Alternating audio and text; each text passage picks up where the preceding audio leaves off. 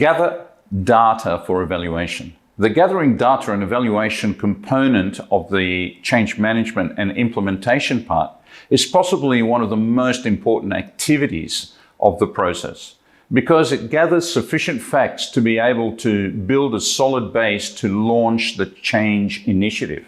If you're not equipped with facts and data, don't start your change process until you do. As you begin to implement your change management plan, consider the benefits of gathering and analyzing data to measure and monitor your progress. Some changes will be easier to measure than others, but clear reports on progress can facilitate better communication, the appropriate distribution of incentives, and measures of success.